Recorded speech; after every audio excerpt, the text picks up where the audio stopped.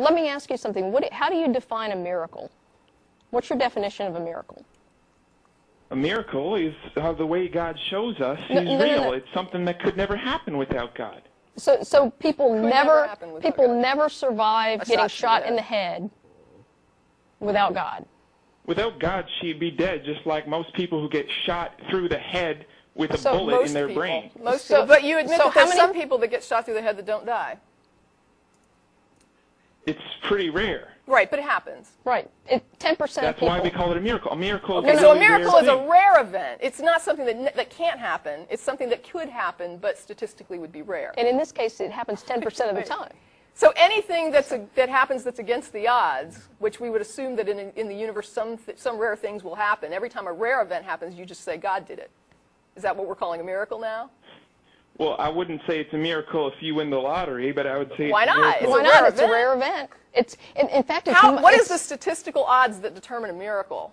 Like, at what point is it statistically become a miracle versus a rare event? I don't think you can just. You can't do science on it. That's because it's nothing to do with science.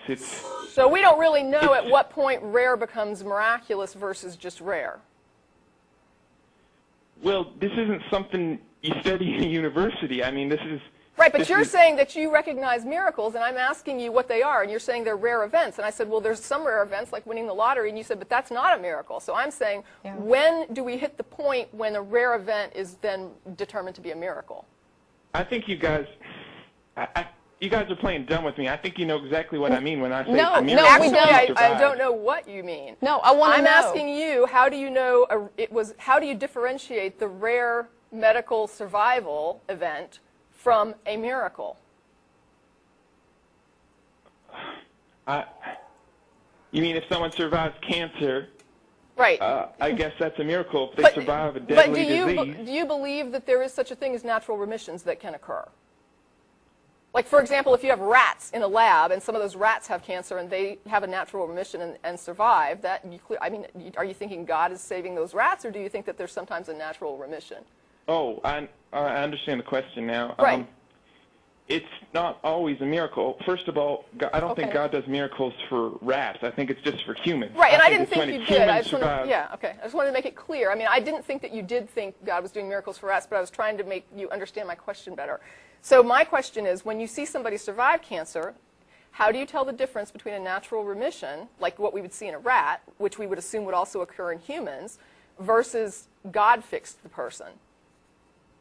Well, obviously, it's just a question of what you believe. I mean... No, it's not. It's a question of what you're claiming.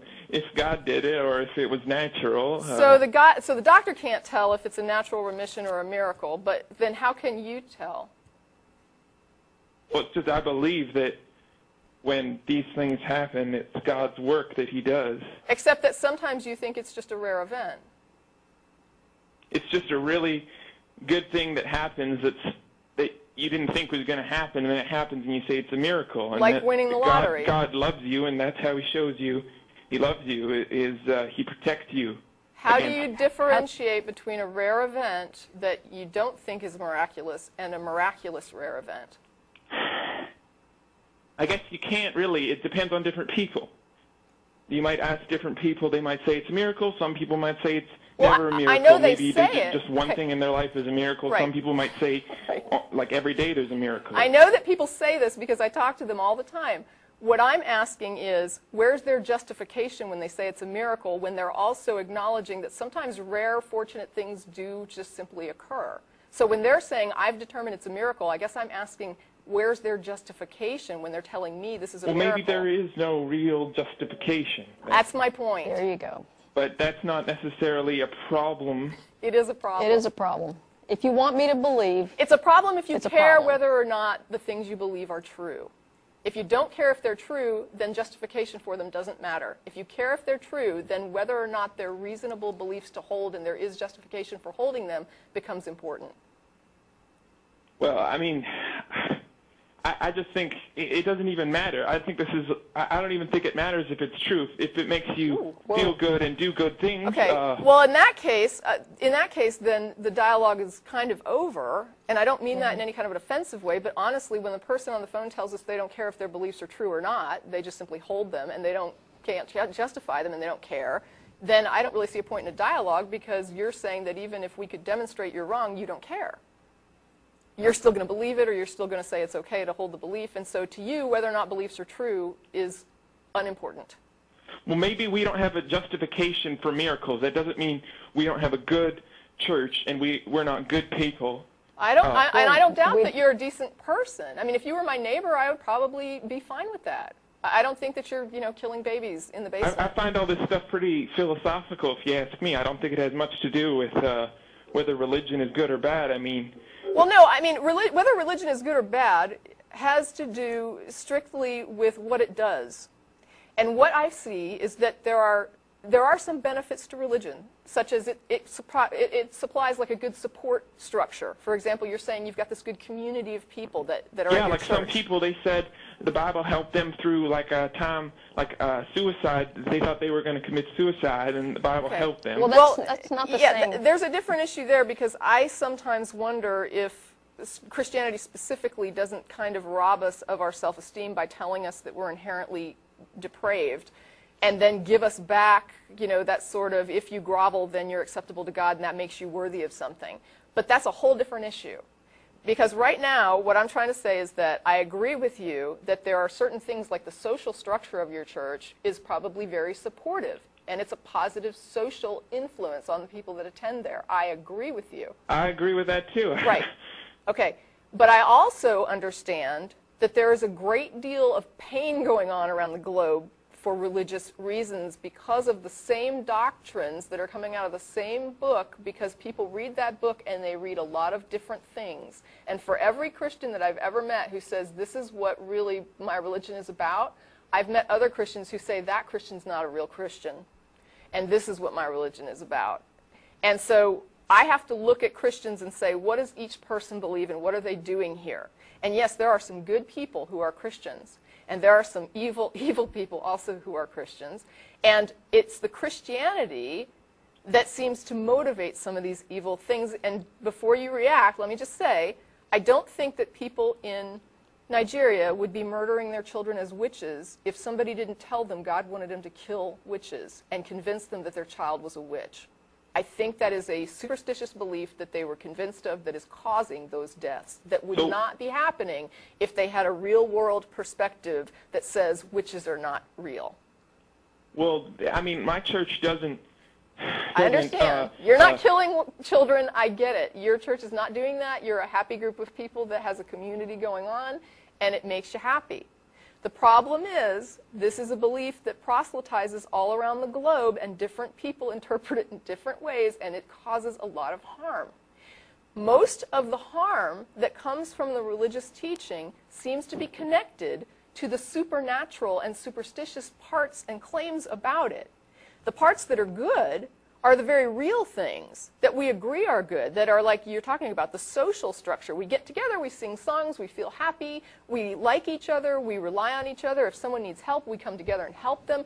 All of that is community. It's good. It would be good whether you were a social group or a church. It would still be good either way for you people to come together and be a good community group of people. I would support that. What I have problems with is when you start teaching people things that are superstitious and supernatural that a lot of uneducated people get a hold of, don't know how to interpret, and start hurting each other. Or you get some people who are educated who hurt people, who are like voting and saying, gay people need to be not treated like other people. They need to be treated less than other people. Or they need to be, that women shouldn't have the same rights as men. Or that, when you start getting things like that, these are people that did get a regular education who don't know how to read this and not make it hurt people. So what I'm saying is, maybe if we took the good parts of it that you're saying are the good things, like the You mean we need to make a New Testament with no supernatural things? I'm saying maybe we can just take the good community aspects of what you do as a church and hold on to those things, and maybe weed out some of the stuff that you're saying we can't really demonstrate, and maybe it's not true, but we don't really care. Let's care. Is that what your organization does? It's sort of like you help people, but you have no Bible, you have no... We are a community group. We're pretty small. Yeah. I mean, I'm going to admit we probably don't have the resource power that your church has behind it, for sure. But we do our part. We have like an Adopt a Street cleanup, and we have a blood drive, and so we do community efforts, and we try. We're not a humanist group. Now, I will tell you that there are secular organizations that are... Do you guys belong to other organizations? Yeah, there's like the Coalition of Reason, which is like a national arm that we just like had a partnership with, I guess. Yeah, we have a local coalition. So I mean, there's a little bit of networking. But the thing is, what you're describing would be like a humanist group, or even like a Unitarian Universalist church might be more along those lines of like a group of people who are really getting together to do like a sort of almost secular. I don't know if it's correct or incorrect to call it a secular religion, but it's almost like a secular sort of, we believe in helping humanity. Yeah. And so there's a group called humanists that would be secular, generally. You don't have to be secular to be a humanist, don't get me wrong, but their goal is just sort of like, let's promote the welfare of the human good. And I think that's fine. I thought all you guys did was just go out and do protests and say you don't like religion. I didn't know you actually did. We also do protests, but honestly, I mean, there's some things that we protest that there are church groups that would protest as well, and that do protest as well. For example, was it the People United or Americans United for Separation of Church and State is headed by a minister who believes that the government should stay out of religion. And so he wants to see that separate because he believes that his religion is better served by not having the government involved in what they're preaching and what they're doing. And so that is an area where we are aligned with certain churches who believe that it's best that the government stays out of religious belief.